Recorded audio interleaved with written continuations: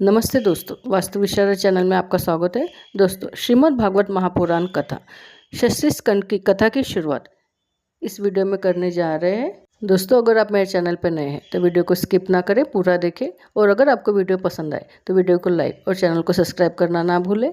साथ साथ bell button भी दबाएं, जिससे कि मेरे वीडियो की नोटिफिकेशन आपको जल्द मिल जाएगी।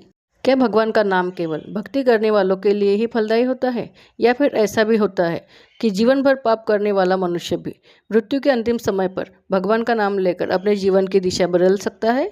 षष्ठी स्कंद में हम यही सुनेंगे, अजामिल की अद्भुत कथा, भगवान के नाम की अपार महिमा, और समझेंगे कि मनुष्य के कर्मों का फल उसे किस प्रकार प्राप्त होता है। तो आइए दोस्तों, जानते हैं। भगवान श्रीहरि का स्मरण करते हुए आरंभ करते हैं श्रीमद् भागवत महापुराण के षष्ठी स्कंद की यह अत्यंत अद्भुत और हृदयस्पर्शी कथा को। दोस्तों, षष्ठी स्कंद आगे बढ़ाने से पहले पिछले वीडियो में नजर डालेंगे कि पंचम स्कंद में हमने क्या क्या कथाएं सुनी है। प्रियव्रत महाराज की कथा, अनिद्य नाभि और ऋषभदेव की कथा, भरत महाराज की कथा, जड़ भरत, जम्बूद्वीप, उसके 9 वर्षों और विभिन्न पर्वतों एवं नदियों का वर्णन, विराट स्वरूप और ब्रह्मांड की रचना, सूर्य, चंद्रमा और ग्रहों की गति, और अंत में हमने देखा नरक के विभिन्न प्रकार और कर्मों के अनुसार जीव को मिलने वाले परिणामों का वर्णन। पंचम स्कंद के बाद श्रीमद् भागवत महापुराण का षष्ठी स्कंद आता है। इसमें मुख्य रूप से अजामिल की कथा, नारायण नाम की महिमा, इंद्र वृत्रासुर प्रसंग, चित्रकेतु की कथा और देवासुर संघर्ष का वर्णन। षष्ठी स्कंद की शुरुआत राजा परीक्षित का प्रश्न। पंचम स्कंद में जब जम्बूद्वीप, विभिन्न लोकों और जीवों के कर्मानुसार मिलने वाले परिणामों का वर्णन हुआ, तब राजा परीक्षित के मन में एक बहुत ही महत्वपूर्ण प्रश्न उठा। वे पूछते हैं कि यदि मनुष्य अपने पापों का फल भोगता है तो वह पाप से बच कैसे सकता है? क्या केवल दंड भोग लेने से पाप समाप्त हो जाता है? और यदि मनुष्य बार बार पाप करता है और बार बार प्रायश्चित करता है तो क्या यह चक्र कभी समाप्त होगा? शुक्रदेव जी इसका उत्तर देते हुए बताते हैं कि केवल बाहरी प्रायश्चित पर्याप्त नहीं है। मनुष्य के हृदय में भगवान की भक्ति उत्पन्न होनी चाहिए, क्योंकि भक्ति ही पाप की जड़ को समाप्त करती है। इसी बात को समझाने के लिए सुखदेव जी अजामिल की अद्भुत कथा सुनाते हैं। एक अजामिल की कथा। कान्यकुब्ज नामक स्थान में एक ब्राह्मण रहता था। अजामिल, वह प्रारंभ में अत्यंत सदाचारी था। वह वेदों का अध्ययन करता था, ब्राह्मणों की सेवा करता था और अपने माता पिता की आज्ञा मानता था। उसका विवाह भी एक संस्कारी स्त्री के साथ हुआ। लेकिन एक दिन जंगल में जाते समय उसने एक ऐसी स्त्री को देखा जिसके कारण उसका मन विचलित हो गया। धीरे धीरे उसके भीतर का विवेक समाप्त होने लगा। वह अपने धर्म और पत्नी को छोड़कर उसी स्त्री के साथ रहने लगा। इसके बाद उसका जीवन पूरी तरह बदल गया। वह चोरी, छल, झूठ और अनेक पाप कर्म करने लगा। उससे कई संतानें उत्पन्न हुई। सबसे छोटे पुत्र का नाम उसने रखा नारायण। अजामिल को अपने छोटे पुत्र से बहुत प्रेम था। वह हर समय उसे पुकारता रहता था, नारायण नारायण। लेकिन वह भगवान को नहीं, अपने पुत्र को ही पुकार रहा था। अजामिल की मृत्यु का समय बीतता गया और अजामिल वृद्ध हो गया। उसके जीवन का अंतिम समय आ गया। जब मृत्यु सामने दिखाई दी तब उसे भयंकर यमदूत दिखाई दिए। वे उसे लेने के लिए आए थे। अजामिल भयभीत होकर अपने छोटे पुत्र को पुकार उठा, नारायण। जैसे ही उसके मुख में भगवान का नाम निकला, भगवान के विष्णुदूत वहां प्रकट हुए। उन्होंने यमदूतों को रोक दिया। यमदूतों और विष्णुदूतों के बीच धर्म और कर्म का अद्भुत संवाद हुआ। यमदूत कहने लगे, अजामिल ने जीवन भर पाप किए हैं, इसलिए उसे दंड मिलना चाहिए। लेकिन विष्णुदूतों ने कहा, भगवान के नाम का उच्चारण करने से उसके सारे पाप नष्ट हो गए। यहाँ एक अत्यंत महत्वपूर्ण सिद्धांत यह आता है कि भगवान का नाम इतना शक्तिशाली है कि अनजाने में लिया गया नाम भी जीव के जीवन को बदल सकता है। हालांकि इसका अर्थ यह है कि मनुष्य जानबूझकर पाप करते रहे और भगवान का नाम लेकर पाप से बचने की योजना बनाए। 3. अजामिल का जीवन परिवर्तन। विष्णुदूतों के दर्शन के बाद अजामिल को अपने जीवन की सारी गलतियां याद आ गई। उसे अत्यंत पश्चाताप हुआ। उसने सोचा कि मैंने अपना अमूल्य मनुष्य जीवन व्यर्थ कर दिया। अब उसने संसार का मोह छोड़ दिया। वह हरिद्वार चला गया। वहाँ उसने भगवान की भक्ति, ध्यान और नाम स्मरण करना शुरू किया। कुछ समय बाद भगवान के पार्षद उसे अपने साथ भगवान के धाम ले गए। इस प्रकार एक महान पापी भी भगवान के नाम और भक्ति के कारण अपने जीवन को बदल सका। 4. अजामिल कथा की सबसे बड़ी शिक्षा। मनुष्य कितना भी गिर गया हो, भगवान से दूर जाने की आवश्यकता नहीं है। यदि सच्चे हृदय से भगवान का स्मरण किया जाए और जीवन को सुधारने का प्रयास किया जाए तो भगवान की कृपा प्राप्त हो सकती है। 5. इंद्र और विश्वरूप की कथा। इसके बाद सुखदेव जी देवराज इंद्र की कथा सुनाते हैं। एक बार इंद्र ने अपने गुरु बृहस्पति का उचित सम्मान नहीं किया। बृहस्पति वहां से चले गए। इंद्र को अपनी गलती का एहसास हुआ। इसी समय देवताओं के शत्रु असुरों ने देवताओं पर आक्रमण कर दिया।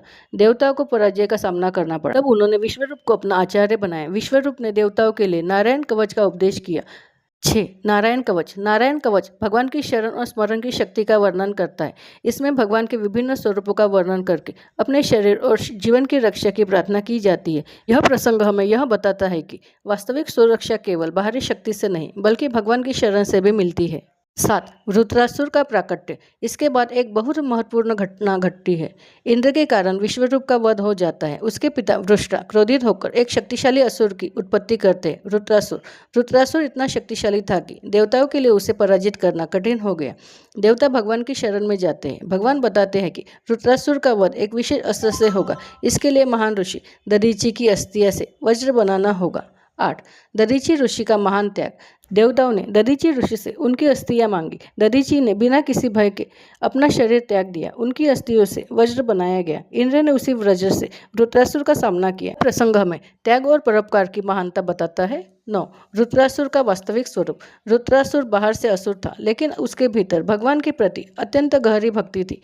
युद्ध के समय उसने भगवान का स्मरण किया। वह जानता था कि शरीर नश्वर है लेकिन आत्मा अमर है। उसकी इच्छा थी कि मुझे भगवान की भक्ति चाहिए, संसार का ऐश्वर्य नहीं। अंततः इंद्र ने वज्र से रुद्रासुर का वध किया, लेकिन रुद्रासुर भगवान के धाम को प्राप्त हुआ। यह भागवत का गहरा रहस्य। बाहरी रूप देखकर किसी जीव का वास्तविक आध्यात्मिक स्तर तय नहीं किया जा सकता। 10. चित्रकेतु महाराज की कथा। इसके बाद षष्ठी स्कंद में चित्रकेतु महाराज की कथा आती है। चित्रकेतु बहुत शक्तिशाली राजा थे, लेकिन उनके पास संतान नहीं थी। उनके मन में पुत्र प्राप्ति की तीव्र इच्छा थी। ऋषि अंगिरा उनके पास आए और उन्हें पुत्र प्राप्ति का उपाय बताया। चित्रकेतु को पुत्र प्राप्त हुआ, लेकिन कुछ समय बाद उस पुत्र की मृत्यु हो गई। राजा और रानी शोक में डूब गए। तब नारद जी और अंगिरा ऋषि ने उन्हें आत्मा और शरीर का सत्य समझाया। उन्होंने बताया कि संसार में जिन संबंधों को हम स्थायी मानते हैं वे वास्तव में कर्म के कारण थोड़े समय के लिए बने संबंध है। 11. चित्रकेतु को आत्मज्ञान। ऋषियों ने चित्रकेतु को भगवान की भक्ति का मार्ग बताया। चित्रकेतु ने भगवान की उपासना की। धीरे धीरे उनका मोह समाप्त हुआ और उन्हें आध्यात्मिक ज्ञान प्राप्त हुआ। उन्हें भगवान के दर्शन भी प्राप्त हुए। वे दिव्य ज्ञान और भक्ति से संपन्न हो उठे। 12. चित्रकेतु और माता पार्वती। एक बार चित्रकेतु भगवान की महिमाओं का वर्णन करते हुए विमान पर जा रहे थे। उन्होंने भगवान शिव को माता पार्वती के साथ सभा में बैठे देखा। चित्रकेतु ने एक ऐसी बात कह दी कि जिसे माता पार्वती ने उचित नहीं माना। उन्होंने चित्रकेतु को असुर योनि में जन्म लेने का श्राप दिया, लेकिन चित्रकेतु ने श्राप को भी भगवान की इच्छा मानकर स्वीकार कर लिया। आगे चलकर वही चित्रकेतु रुद्रासुर के रूप में जन्म लेते हैं। इस प्रकार षष्ठी स्कंद की दो बड़ी कथाएं चित्रकेतु और रुद्रासुर आपस में जुड़ जाती है। 13. षष्ठी स्कंद का मूल संदेश। षष्ठी स्कंद में बार बार एक ही बात अलग अलग कथाओं के माध्यम से सामने आती है।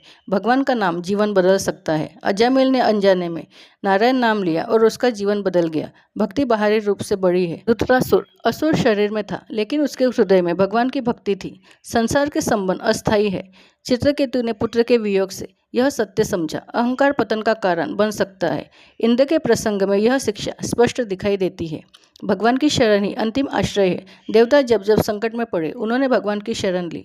दोस्तों, पंचम स्कंद हमें यह बताता है कि संसार में रहते हुए मनुष्य को वैराग्य और आत्मज्ञान की ओर बढ़ना चाहिए। षष्ठी स्कंद से हमें यह ज्ञान प्राप्त होता है कि चाहे जीव कितना भी पाप और मोह में क्यों न फंस गया हो, भगवान का नाम, भक्ति और शरण उसे फिर से भगवान अपनी शरण में ले लेते हैं।